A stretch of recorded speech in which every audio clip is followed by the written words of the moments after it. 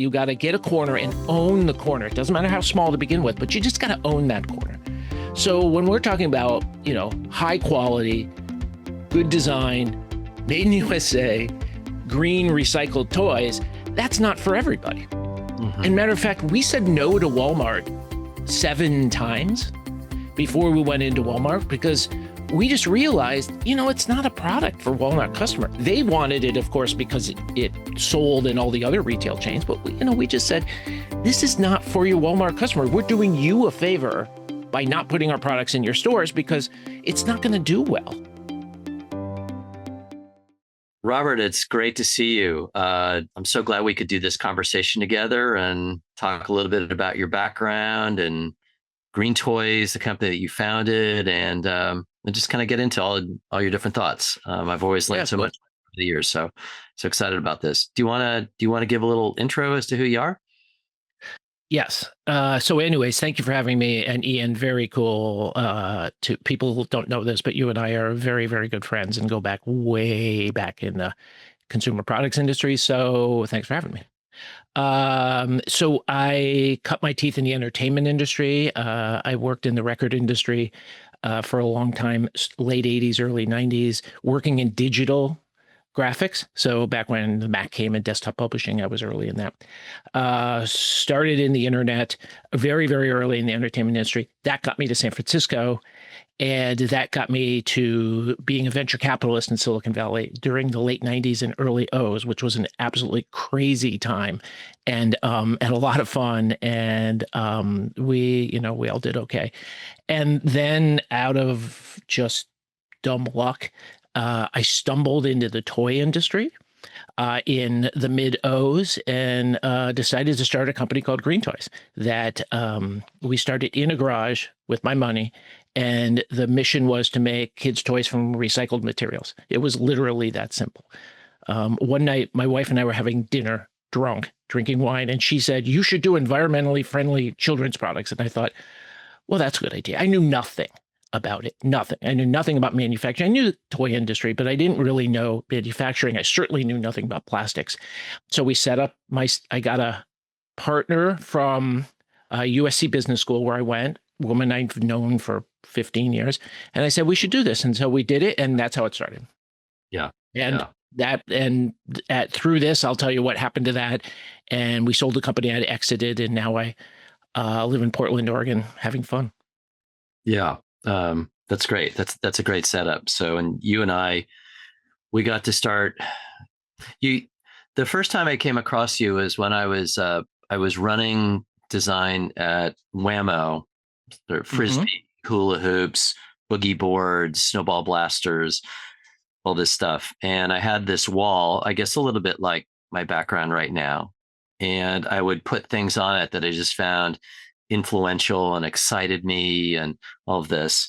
And I think that was approximately 18 years ago because someone had given us this box of a Green Toys recycling truck. And I got this thing. I hadn't really known the company because I hadn't had kids yet, right? So when I first August was born, people started giving us these things, and I realized, okay, well, everybody who has a kid is going to get a Green Toys truck, especially if it's a boy, but not uniquely.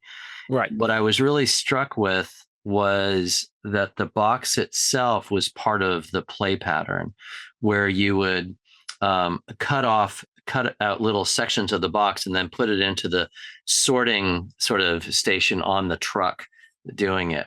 And it had this wonderful kind of muscular, friendly feel to it. It was made of these 100% recycled plastic in the USA, and it and so I stuck that on my wall, and so people would walk in and say, "Hey, you have toys from another company." I'm like, I don't know who these guys are, but they're super cool, and I got to And over time, I can't remember, maybe it was through Lori Hyman, who was your business partner, who I'd grown up with her husband, but eventually found you and sort of started a conversation. We got to work together on a number of different things. So, right. So let me go back a little bit where you're thinking of doing something. You're coming out of VC, and it's like, I know what I'll do. I will manufacture a product in the United States, and I'm going to make it out of recycled plastic. That That just seemed like a pretty crazy idea back at that time, because that was not where it was. As you said, you'd go wherever the product was sourced most cheaply. People Mhm. would source the product there, put it in a boat, ship it over for it to be used, and end up in landfill ultimately. So how did you? I guess how did you have the courage to say something as bold as that? And where did you get the idea to be as bold as that? How did you know that the market needed something like that or wanted something like that? It's funny that we look back at not only some decisions I've made, but ones you've made and a lot of people made, and you always think there's some grand strategy behind it. But to be honest with you, I would be lying if I said that there was that much thought. So much of this and so much of business, as you know, is just dumb luck. We sourced in the United States. Uh, Ultimately, it became the biggest marketing message for us, equal to or more so than the green message. But we did it because I didn't want to be on a plane going to China. Literally, that was the reason. I really didn't want to be away from home that much. You know, I've got a wonderful wife. This year we will celebrate 30 years, and I've got a great life. And I didn't want to be on a plane that much. Also, because I kind of figured this was going to be hard to do because nobody had really used recycled materials, specifically milk jugs, which is what we ended up using. And I can tell that story about how that happened. That was also a grand accident. But it really, I just wanted a factory I could drive to.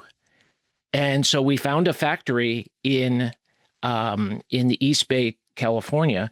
As it turns out, this was 2008. 2007, which was one of the biggest recessions any of us will ever experience. And it was a perfect time to start a company.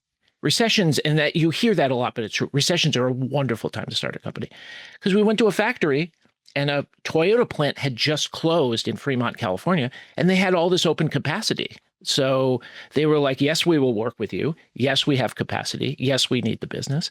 And it was a half-hour drive from my house. So that kind of, now ultimately we really leaned into the made USA, small, eco-friendly supply chains, true just-in-time manufacturing, because it was so close. But I would be lying if I said it was a grand strategy to start with. It really was a strategy of convenience. Mm-hmm. That's great. I love that. There is a, I would love you to share the story about the materials that you ultimately use, because I understand, as we all know, product development, there's a lot of failure along the way, and Yeah. we learn from that, and it hardens us and makes us smarter at what we do. Can you talk about those early days? Like, okay, we're going to do this company. You started working with Lori. You have a manufacturer. How did you go about product development? Yeah. Um, So get that. so get this. This is wild. So we start a company. We say we're going to make it from some eco-friendly materials. And at the time, there was a big push for this bioplastic, So this plastic not made from petroleum, but made from traditional sources. I actually did an early focus group and found out that 80% of the people in the focus group did not know plastic was made from petroleum. Mm-hmm. So I thought, well, there's an opportunity there. So we sourced bioplastic. This is literally plastic made from corn. And I have pictures of us at our very first trade show with these big banners that say, toys, plastic made from corn. And we had the corn cob and the whole bit. And we were leaning into this message heavy. And this was what it's going to be, This would have been the summer of 2007. So in the late summer, I went to New York because we had signed up a sales rep there, and we went to New York and we were meeting Toys R Us and FAO Schwartz and all the big retailers there. So I FedExed the product samples out, and then I FedExed them home. And when they got home, we had a set of kids' dishware, like a cookware set, and all the plates were Pringled. And we were like, oh, darn, what are we going to do? And it turned out that the material didn't have extreme heat resistancy. Mm-hmm. So it was sitting in the back of a UPS truck, which would be, 125 degrees or something like that. And it all warped. And we had launched the company. We were already talking to retailers. We had a website up. all of that. So really what we had is an epic material fail. 2 weeks into business. And you had orders you had to fulfill and tons of orders. Yeah, we had already gone to a trade show and we had tons of orders. We had, I don't know, 60 sales reps on the street selling. 60. Yeah, because much of retail, you hire these sales representatives who sell on your behalf. They don't take inventory. They just sell. They send you the orders. You send it to the ultimate customer, and they get a commission on it. That is the way a lot of retail is done. Because a small company can't possibly get the feet on the street and all the salespeople to hit all the independent retailers, which is hard because you need coverage, and the large retailers because you need the connections, and that's where the sales representatives come in. So here we are. It's October of 2007. We planned on going to Toy Fair. Toy Fair, like most industries, the toy industry has a huge convention every year. In the toy industry, as you know very well, the big convention in the United States is in New York every February. So we had planned to go there. We were going to launch. And here we are in October with a failed product. Okay. So what do? Right? And this is where kind of the background, my lower middle class, working class background raised by Depression era parents kicked in, because my mother, who was this, German American woman, was just, you just work harder and it'll be fine. Right. So the story goes, and this is actually true. I got a list, and it was something like the American Association of Plastics Recyclers or something like that. So I said, okay, got the list, opened it up, and started at A. And I started calling. Acme Plastic Company. Hello, I got a toy company and I'm looking for plastic. Do you something that has recycled, green credibility, and I need to make toys out of it. What do you got? And he's like, well, we don't do that kind of thing, but okay, goodbye, click. B, you go to the next person. And then somebody said, well, call this person. No, I don't think you need this. And along the way, they were teaching me about different kinds of plastic. You didn't number one, number two, PET, high density polyethylene, low density polypropylene. I didn't know any of this stuff. And here I was starting a company of plastic. I didn't know any of this stuff. I got to E, and there was a company called Envision. And their main thing was they bought milk jugs from the recyclers. Okay. Just a little bit of plastic nerd background, which is we all know that plastic on the bottom has those little symbols with a number on it, right? And that really just identifies the kind of plastic it is, right? And when you think about it, in a recycler, they only recycle 5 things: paper, glass, right? Metal, water bottles, and milk jugs. Those are really the only 5 things they pull out. Some more sophisticated municipalities will pull more, but those 5 are typically getting better. But see, you're absolutely right. Yeah. Very limited. So milk jugs was one of them. And so I said to the company, I want to make toys. And they're saying, well, you can't use this material. You have to use something else because it's blow molded. Yep. Right. And the story will get short soon, but this is an important distinction, because they said you can't use this plastic because it's meant to be blow molded, and toys are injection molded like a popsicle mold. And so I talked to them, convinced them to send a sample to our manufacturer. We ran it, and it didn't work. And so with the manufacturer, on the tooling that you had created for the corn-based material. That's right. We had all our equipment set up for the corn-based. And when we sent... And invested heavily in those tools to create those products. Yeah, I spent $160,000 on those big metal popsicle molds that make the toys. Yep. So with the manufacturer, we're like, well, let's just go off-road and figure it out. So we were altering the tools. They were drilling weird holes in it and stuff like this because the material flow and all these things, cooling rates, and we got it to work. And then all of a sudden we had this message of made from recycled milk jugs, which people know. It's white, so we can color it any color we want. It's food safe, right? And it's just as tough as hell. I mean, try to drop it and try to break a milk jug. It's really impossible. Rushed, didn't sleep at all for 6 months.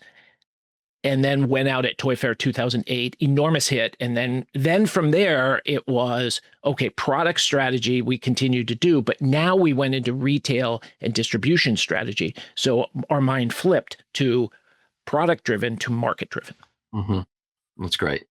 One anecdote about that material is that that same one that 18 years ago you gave me, I have that and I leave it outside. And it's still, all the other toys in that toy basket have melted or broken in the sun, and this is going strong.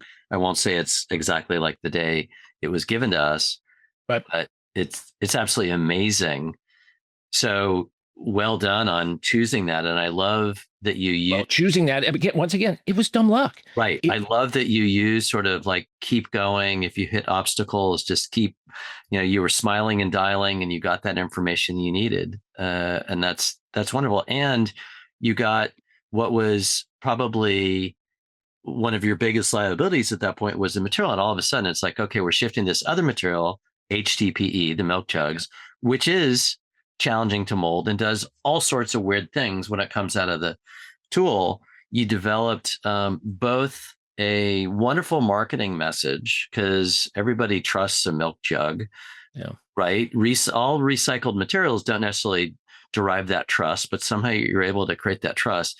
And I think you created internal know-how on how to mold that material that would made it difficult for other competitors to come after you and do that. Yeah. You develop that expertise around it. Yeah, which brings up a good point about competition. I've been lucky enough to have incredible mentors in my life. And one of my mentors said, you're too small to worry about competition, right? At some point, you're big enough to worry about competition. But when you're small, just don't waste your time on it, right? Because it's not really a main consideration when you're really small. And I used to get a question all the time because we did a lot of media. People would say, are you worried about people knocking you off? Mm-hmm. And I would say, man, if you know how much I've slept the last year, if you want to try it, go ahead, But I would also tell them, sure, wouldn't that be great? I mean, wouldn't it be great that if everyone used recycled materials, right? So if you want to use recycled materials, please go ahead. I would love that because that means there's that many more companies using recycled materials. One more thing about product design, which led to good marketing, was around the time, remember, An Inconvenient Truth with Al Gore had just come out. So there was a lot of thought about, the environment and green and all that. And I would always look at packages and it says, saves 2,000 pounds of greenhouse gases. And I personally didn't know what that meant, right? So I did the math, and we got deep studies at Department of Energy, and a number of different government organizations that put out all this research.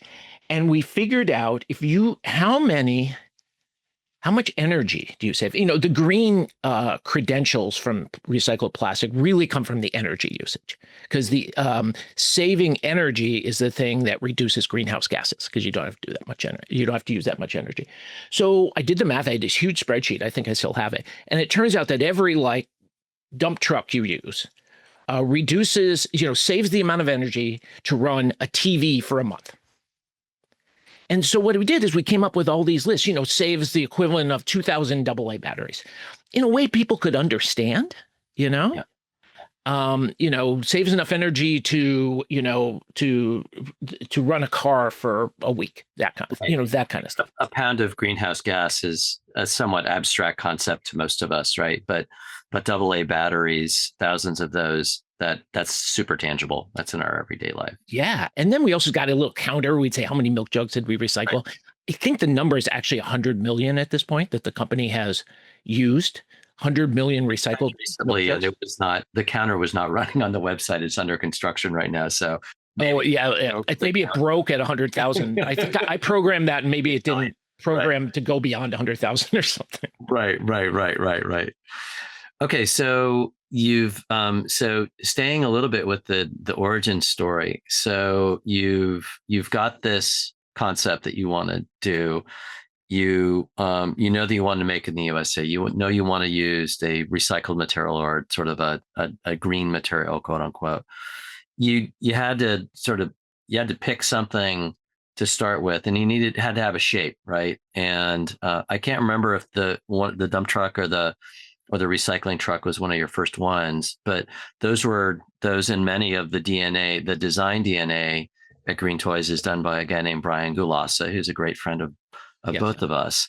How did you come across Brian, and what kind of brief did you give him to sort of create this super iconic language that you've been flattered a lot because a lot have copied that out in the marketplace over the years, and he created this DNA, which is I'm still amazed at it, that you found the right person to create that DNA, and he has been able to extend that across so many different products in the line. Can you talk a little bit about that part of the origin? Sure. I think it's important to recognize, as you know, is that being part of a community helps. And you live in the Bay Area, I live in the Bay Area. You and I met each other because there was a community of people that did consumer products, and specifically children's products. And once you get to know in that community, you know who the real stars are. As far as the aesthetic, we had a really important product message when we started. From having been in the toy industry for a few years before, when I went in the toy industry, myself and a partner used to design toys and license them to the toy companies. That's how I got into the industry, and we were pretty successful with that. But there's two kinds of I think consumer products and specifically toys. There's new and innovative stuff you've never thought of before. Bop it, as you know, things like that, a Frisbee at one point, these are things that have just been invented. Then there's also better versions of what exists. Right. And I made the decision of, I could only sell so many messages at a time, right?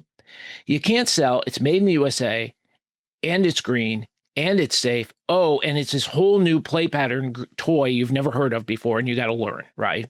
You can't sell all of that. So my model was Tom's of Maine. Do you know the brand Tom's of Maine? Absolutely. Yeah, for those of you who don't know it, Tom's of Maine makes really natural health and beauty aids, personal care products, underarm toothpaste, underarm deodorant, toothpaste, things like that. That was my model. I said, we're not going to invent anything new. We're going to give you better, safer versions of what you use. And the example I always use is Tom's of Maine doesn't teach you a new way to clean your teeth. You put paste on a brush and you scrub. Right. They just give you better paste. Right. So we decided, everybody plays with a dump truck. All kids typically have a toy tea set. So that's what we decided to do, was just come out with those versions. Mm-hmm. Mm-hmm. And you found Brian. Did you go through a lot of, again, connecting back to retail, did you have Brian do a number of sketches and a bunch of different design? Did you do focus groups? Did you talk to potential retail partners about all that? Were they in on the product development process, or was it really more using your best instincts that you'd honed over time? Well, to begin with, we just used our instincts. We looked at what sold and we sold, and we made those. We had 4 initial products, and they were, a tea set, a cookware set, a sand bucket. This is stuff that people sold. Brian Gulasa, who you're referring to, is a very, very experienced product designer in the San Francisco Bay Area, has done a lot of work in a lot of fields, but specifically in the children's toy industry. We bonded. I had met him through someone, I met him through Dan Klitzner, who was the inventor who invented Bop It, who is also a well-known San Francisco guy, somebody you know as well. And Brian and I really bonded over the aesthetic. Now, I should also say that the person who gave me the idea for the product and whose fingerprints are all over this product is my wife. Catherine Siegler is a very, very well-known fine artist. She's in, museums and things like that. And she really helped drive the aesthetic as well. And the aesthetic was just simple. Really simple. I used to always call it de-design, which is we would design something, and then I would inevitably remove something. Like take this out, take this out, take this out. We used to just break it down to what was the simplest, highest quality product we can make. And really that was a design decision, but also was a manufacturing decision, because the less features and the less things you put on it, it's easier to manufacture. So simplicity played in our favor in two ways, both from the design aesthetic, which is something that we get a lot of credit for, but also was a really big aid when it came to manufacturing. Mm-hmm. Got it. That's great. So you've got this truck and the T sets going out there. You've got interest from retailers through your sales reps and all of that. The products were more expensive than competition because the labor costs were higher and that recycled material was higher and all of that. How did you deal with that change in price? Did you get a lot of pushback from retailers saying, no, we have to bring it down. We have to bring it down. We can't take it unless it's lower. How did you address that? Well, we certainly did. I mean, if you make something in the US and you make it from, quantifiably green materials, it's going to be more expensive. It just is. Be honest with you, it really fed into our feeling, which is you can't serve everybody, right? If you please everybody, you please nobody. So all we wanted to do was build a niche and own it. And that is one of the things, again, I had a mentor that taught me that once, a professor at USC. She said that you don't have to. I mean, if you want to be Jeff Bezos, Jeff Bezos didn't become Jeff Bezos by saying he wanted to be Jeff Bezos. He became Jeff Bezos because he said, we're going to sell books and we're going to be the best bookseller we can be, right? It's a corner. And so I always feel you got to get a corner and own the corner. It doesn't matter how small to begin with, but you just got to own that corner. So when we're talking about, high quality, good design, made in USA, green recycled toys, that's not for everybody. Mm-hmm. And matter of fact, we said no to Walmart 7 times before we went into Walmart because we just realized, it's not a product for Walmart customer. They wanted it, of course, because it sold in all the other retail chains. But we just said, this is not for your Walmart customer. We're doing you a favor by not putting our products in your stores because it's not going to do well, right? It's just not that kind of customer, right? Especially early on because it was such a new nascent brand. So where we had our biggest success early on was at Whole Foods. At one point early on, we were in every Whole Foods and also Pottery Barn. We went into Pottery Barn and they wanted us to private label it. And I remember sitting in a meeting convincing them to, look, trust me, just put it in your store. The price point, the aesthetic is right for your store. And they sold a ton of green toys, branded as green toys. That's great. Really, we just didn't care just because we were, it's kind of a lesson that you teach your kids, right? You got to be who you are. And if not everybody likes you, that's to be expected. Yeah.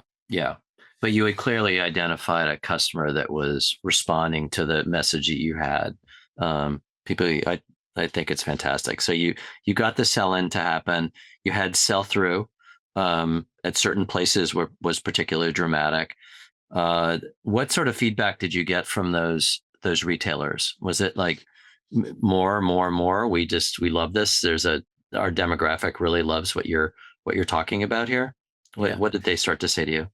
So we're now in year like 2 or 3, and let's get into a little discussion about retail, because now we started to sit down and have a little strategy. Once you're in, you're like, okay, now what do we do? First off, it's important to realize that the way we got into what was eventually in the first couple of years, every toy store in America, was we had, again, the sales reps, that we had people in every state outselling our product, and in most industries, there's an established distribution network, and there's usually people that are going to go sell your product for you, right? So we did that. But then we realized people at this point were starting to say, I like your product, what's new? When you go to a trade show and you talk to your existing customers, they come in and say, I love your product, I order all of them, what's new? Because they want new stuff. And here's an important part about retail, specifically specialty retailer, but I think this works for mass as well, which is it's all about linear feet. It's about shelf space, right? Because if they sell two of our products, let's say they're next to each other, and that's 2 linear feet, 1 foot, 2 linear feet of shelf space, right? If I don't sell them another one to take that third space, another product's going to go in there, right? So if I've got a customer who really loves the product and I have that many products on the shelf, I want to increase my shelf space. So we started like this, and we started going like this. So this is where we started to think about categories. What categories are we in? How many products do we have per categories? What's selling? What's not?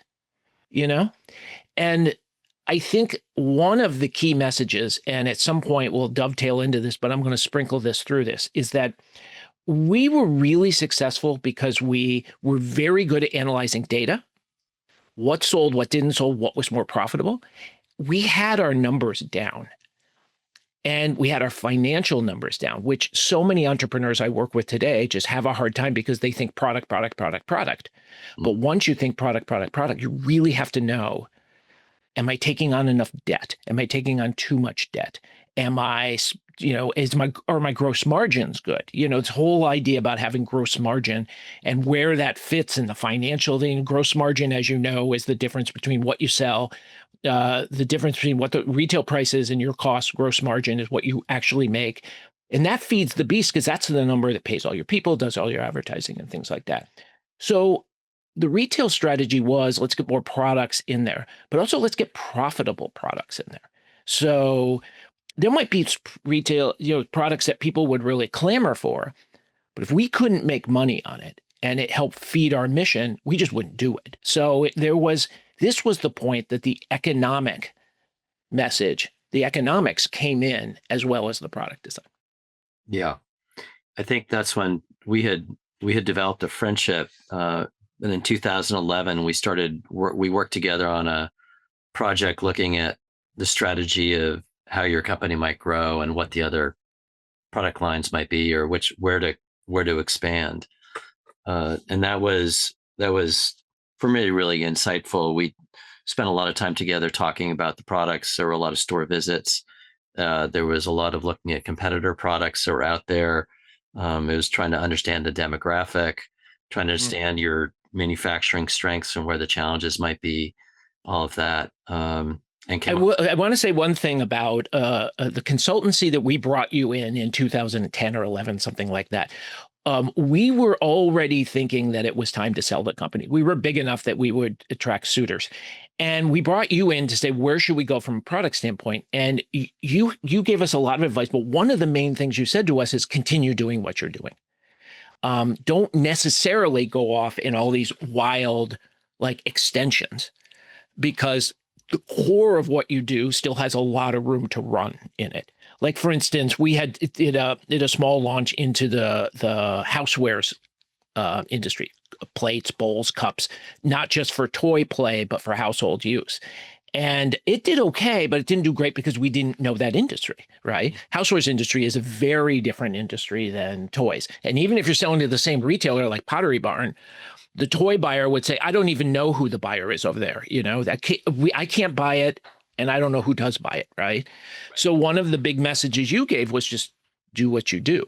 And again, this was at the point where the company was growing so fast that we were thinking of strategic alternatives. And that's where you gave us some of the best advice, which is, look, continue doing what you're doing. Yeah. Yeah. We started talking about, expand the trucks. We talked about scale, doing things smaller, doing some things bigger potentially. Yes. We talked about land, sea, and air. So, okay, there were all these things on land. There's other things we can do on land, and then things that go on the ocean, obviously, and things that go in the air. We talked about developing a character. The early products didn't have sort of that first person that the child could place themselves in it. Some other thing. And I think that was a deliberate choice on your part, but eventually Green Toys came up with a line of characters, right, who were part of the story and all that. So, but again, I want to continue to emphasize for people out there that are either thinking of starting a company or running a consumer products company that all of these decisions, product decisions, strategic decisions, all have to work out on paper. You know, we I always said Green Toys was called Green Toys for two reasons, and one of them was environmental. Yeah. The other one was we needed to be a really, solid, ongoing concern from a financial standpoint, which meant knowing the numbers. Luckily, both Lori and I were MBAs, but I was a CFO for the company for the first 3 years, literally in day to day, looking at the checks coming in, looking at who owes and things like that. And I will tell you that the entrepreneurs I know now that are successful, that have good products, really struggle with that side. Whereas you got to get a handle on that right away. One of my mentors once told me, even though you're a small company, it might be a 2-person company, act like a big company. Like we were a 4-person company, we had departments. We were all a department, right? I was the product development department and I was the finance department. And I can't emphasize that enough because behind good products and behind going into retail and strategy is the cold, hard numbers behind it that said, yes, let's do this. No, let's do this. I don't know how many companies, you know this as well. We would run payback analysis and gross margin analysis, how many products we would just kill, not because people didn't want it, not because it wasn't good for the brand, not because it wasn't a freaking cool product, just didn't pencil out as far as profit goes. Yeah. Yeah. That's great. And as you were in this growth phase and it sounds like you were protecting your margins and keeping those where they were healthy, where you could continue to grow. Was that sufficient just to handle the cash flow you needed for additional inventory? Because now you're in a growth phase, you're shipping a lot of product, the checks aren't coming in, you're probably giving people some terms. How did you get through that without needing to borrow money? Or did you have to put more in yourself along the way? Well, I'm glad you brought that up because this brings up a really, really good point of any business, which is debt. Debt is necessary for any business, just like it is in every person. You got to buy a car, you got to buy a house, you have to borrow money. There's just, many times won't have the money to do it. And I was the bank for the company for the first few years. I think I lent it $800,000. Wow. And luckily I got it all back at some like 2% interest or something like that. And to be honest with you, through 2008, 2009, it was my best performing investment because I made like 2%. That was a time when the market was just being crushed. I mean, there was a time when we couldn't get a bank loan.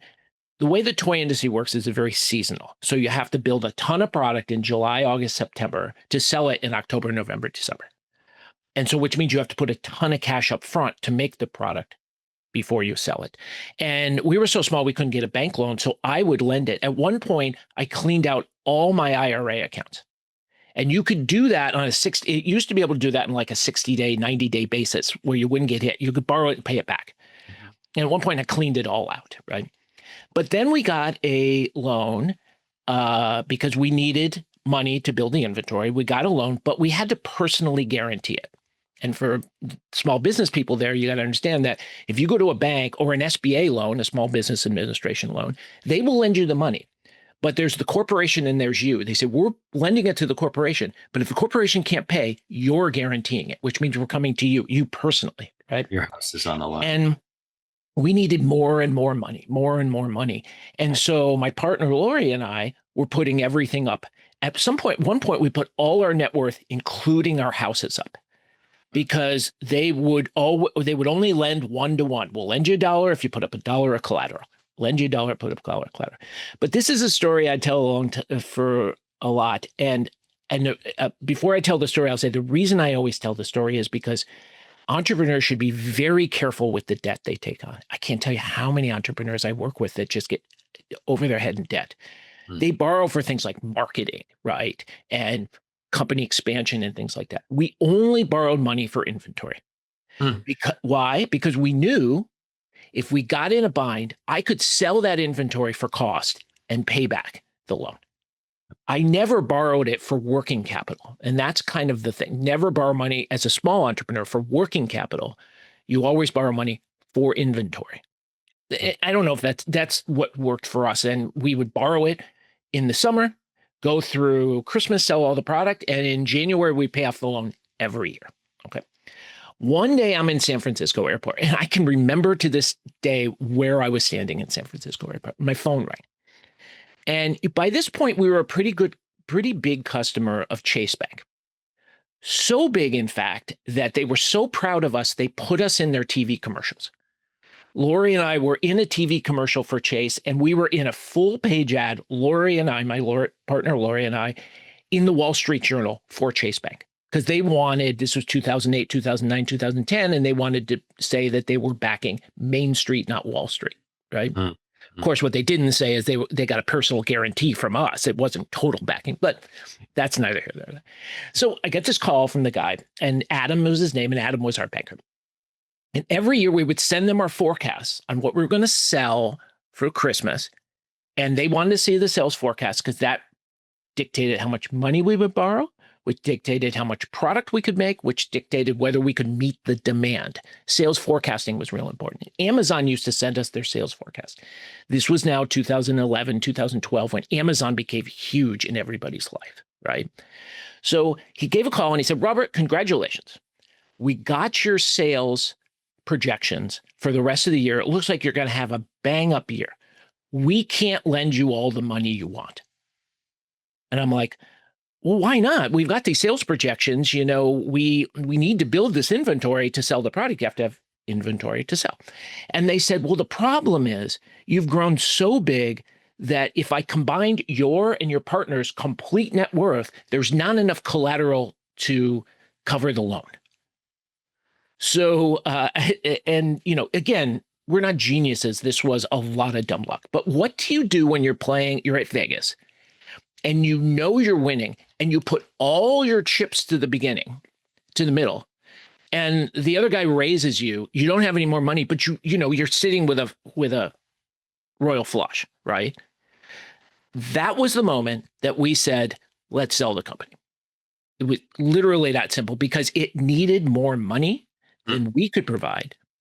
And because I'd been a venture capitalist and Lori, my partner, had been through a number of venture-backed startups, we didn't want to have somebody else in, some other investor that's going to sit on our board and muck up our shit. And, we were just like, we don't want to do that. Within 2 months, we hired an investment banker. We put an offering together, and they call it, you put a book on the street, and they went out and we met a number of suitors. And ultimately, we sold it to a private equity firm out of Chicago. And it was a great exit for us. I stayed a few years because it was fun and I had to do an earnout, and then I left. But it all came from the fact that if you're going to be in a consumer products, which is a lot of going into retail, you need to have the capital behind you. And the capital strategy came from us knowing our numbers. That's interesting. I never realized that was the trigger for your exit to the friend group out of Chicago. That's interesting. Yeah, it was really the need that, companies are a hungry beast, and the worm that the mother brings back to the nest is cash. Yeah. And so bringing in an external investor who is going to be in your knickers and questioning every decision. Did you try to get your vendors, the factory you were buying from, did you try to get more favorable terms from them, or all of those things? And just we had as good a terms as we could, I mean, we had these people on, we weren't paying them for 60 days, which was unusual for a lot of factories. We didn't have to pay anything up front, and we weren't paying for 60 days. And we were always prompt with our payments. That's the thing. We were never late with our vendors because we needed them so badly. So part of the cash reason was we were not going to stretch them out. The other thing that's interesting when you go to retail is that you mentioned it before. Many of the retailers, both small and big, you give terms to, which means you give them the product, they pay you later, right? And there's all these terms like when it's due, when the net amount is due. There's net 30, which means it is due in 30, net 60, net 120. They don't have to pay you for 3 months, all those kinds of things. And tracking that in financials, it's called your accounts receivable aging, which is they said they're going to pay in 60 days. Have they? And is it overdue?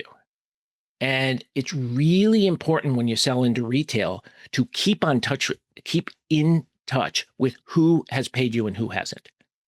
So we would look through the account aging and we would see all the people that owe us money and it's 30 days overdue, 60 days overdue.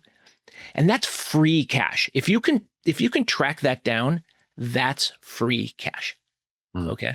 And a very quick story. The reason I learned that is when I was 11 years old, I had the largest paper route in Messina, New York, this shitty little town in northern New York, at 100 paper route. Okay. So I would deliver the paper. It was a little business. They'd give me the papers for 30 cents a piece, 30 cents a week. I would deliver the papers, collect 40 cents a week, go pay the bill for 30 cents, and I'd have a dime left over. Paper routes are literally little retail businesses. They front you the inventory, you pay it off. So what would happen is I'd deliver all the papers. I'd knock on the door, 40 cents, Messina Observer, and some people would pay me. Some people wouldn't be home, right? So some people, I delivered the paper 3-4 weeks and they hadn't paid. So I keep delivering to them. So what happened is they owed me money and I had a little book that I kept track of it. So when I wanted money on the weekend, I would go collect. I would go on Saturday and knock on the door, say, Messina Observer, you owe us $250. And they'd be like, oh, sorry, I wouldn't be home, blah, blah, blah, blah. It's the same thing with retail, which is you can deliver the product on terms, but at some point, if they're not paying you, if you chase them down, and there's a professional way to chase people down, it's free money. Because it's just sitting out there. They owe you money. You've already given them the product. And I was some startups that go into retail, and I was talking with one of my buddies that I help out recently. He sold into retail, and I said, "Are you keeping track of who's paying?" He's like, "Oh, geez, I guess I got to do that." I'm like, "You got to understand, people aren't going to pay you. Not everybody's going to pay you, right? You got to go chase these people down for this money, and that's a big part of it." So I would live by the aging. And because this is a discussion about retail, I think it's really important that people want credit, but they don't always pay off their credit. And that's on the entrepreneur to really chase them down and be like, and we had the best line. We would chase them down, get them on the phone, and we'd be like, hey, we're just a small company. We're trying to do things well. Things good. You owe us $500. Could you pay us? Yeah. And the person we had who did that best was the nicest person in the world. She was fantastic. And she would call them up and be really nice, and they would pay us. Yeah. That's great. That's great. How hard was it taking this child that you had created and birthed together with partners and grown obviously into something that was that had captured an important part of the market and a certain demographic? How hard was that, selling that to others and watching them take it forward? I mean, this was a company, yes, it was green. It was around creating profit and proceeds for you and Lori. But it was also values based. It was a message, and there are still not many companies out there doing what you achieved. And to the credit to the new owners, they have kept the ethos of the brand for the most part going forward. Yeah. So do you feel that? So after Howard and Charlie took over, and I did a lap there as the chief creative officer with marketing and product development after you left to try and partially fill your shoes. But was that a hard transition for you, or was it, I'm done with this chapter and I'm comfortable moving on? A couple of answers to that. First off, this was our strategy from the beginning. We knew that in a lot of consumer product industries, the exit is acquisition, right? Larger companies swallow up smaller companies, and that's how they get growth. And so we knew that was going to happen, whether it's through private equity or through a company buying you, right? So we from the beginning said, we're going to run this 5 or 6 years and we're going to sell it. And we ran it 5 years and we sold it. So it kind of was our goal from the beginning. The other thing was, and this is also important for a lot of smaller companies, so much of the history or the track of a company is based on what the founders want. I mean, at this point, we owned the entire company. We could do anything we want. But when we were thinking about what to do with the company, the smartest people we talked to, they would say, what do you want personally? And I know by that point, I was 52 Lori was 46, something like that. And we had done what we wanted to do. And, you also, it's really important to know what you're good at and what you're not good at, right? I pride myself of being the person that if you give me a blank piece of paper, I'll create something on it. I mean, I've written 11 books in my life, published books. I've done a number of those kind of things. Creation is what I'm good at. But once it got to the point where we had meetings that we were talking about the waste on corrugate packaging, I knew that that's not what I do, right? I got it up and running, and it was sustainable. But somebody else is good at taking the company from $20 million on up or whatever, right? From that point to get it to $100 million. That was not my skill set, nor was it something I enjoyed. So everybody thinks they're going to be Jeff Bezos from the garage all the way up to this. And not everybody is. And, you have to really be humble with yourself to say, what am I good at? And what am I not good at? And what do I like to do? I've had a very lucky life. I've been able to do what's fun. And at some point it was fun, but just wasn't what I do anymore. I mean, we had huge corporate customers. We were thinking about that, going through the shipping requirements for Target, which is a 200-page document. That's kind of wasn't fun for me anymore. Yeah. So we both said it's time for us to take a step back. And it was hard. Sure, it's hard to see the brand, but I stayed 3 years, which was good, and now I look back, and every once in a while I think I still want to do it, but then I look at my bank balance and I'm like, okay, I'm okay with this. I don't mean to sound like a jerk, but that's really the way it is. If you're well compensated for it, it really eases your exit out of it. Right. Exactly. Well, I love what you're saying about knowing what you're good at. I often quote Dolly Parton because she said, figure out who you are and do it on purpose. And you're a person that strikes me always as somebody who has done that. You know who you are, you know where your lane or lanes are, and you know where your lanes aren't, and where to kind of bring others in to partner with or to exit in this case. So I like that advice. We're coming to the end of our time here. Are there a couple of extra, you've given so many really good nuggets to entrepreneurs here, and I hope anybody who's listening, who's thinking of doing something like this, goes back through and picks up, because you have a lot of things, which I know you do through your teaching as well. Are there any other nuggets you'd like to kind of put out there, one or two, or that might be you'd like to amplify a little bit for people? The nuggets that I would put out, one is a repeat and one is kind of a new message, which is I can't emphasize enough the importance of being on top of your numbers. It is crazy. I'm working with an entrepreneur right now who hasn't really kept up with paying and reporting the sales tax they've collected. If you're selling direct to consumer, sales tax alone is a beast. You have 50 states that all have different requirements and all require the payment that you collect it and you pay it.